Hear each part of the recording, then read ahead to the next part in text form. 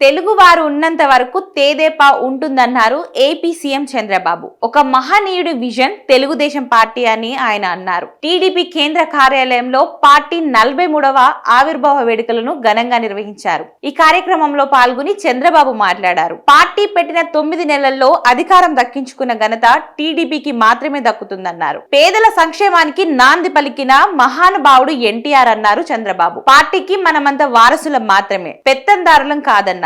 తను కూడా పార్టీకి అధ్యక్షుణ్ణి, టీం లీడర్ ను మాత్రమే అన్నారు. పార్టీ కార్యకర్తలకు న్యాయం చేయాలన్న చంద్రబాబు తెలుగు వారు ఉన్నంత వరకు పార్టీ ఉంటుందని చెప్పారు. టీడీపీ లేకుండా చేయాలని చాలా మంది ప్రయత్నించారని, కానీ అలాంటి వారు కాలగర్భంలో కలిసిపోయారన్నారు చంద్రబాబు. ఈ 43 ఏళ్లలో ఎన్నో సంక్షేమాలు వచ్చాయి, కానీ వాటిని అవకాశంగా తీసుకొని విజయాలు సాధిస్తున్నామన్నారు. పార్టీనే ప్రాణంగా బతికే పసుపు సైన్యానికి మనస్ఫూర్తిగా పాదాభివందనం చేస్తున్నా అన్నారు చంద్రబాబు. ఇక మరోపక్క పార్టీలో సంస్కరణపై టీడీపీ జాతీయ ప్రధాన కార్యదర్శి నారా లోకేష్ కీలక వ్యాఖ్యలు చేశారు. పార్టీలో సంస్కరణలు తనతోనే మొదలు కావాలని ఆయన అన్నారు. 3 సార్లు ఒకే పదవిలో ఉన్నవారు ఆ తర్వాతి స్థాయికి వెళ్ళాలి లేదా బ్రేక్ తీసుకోవాలన్నారు.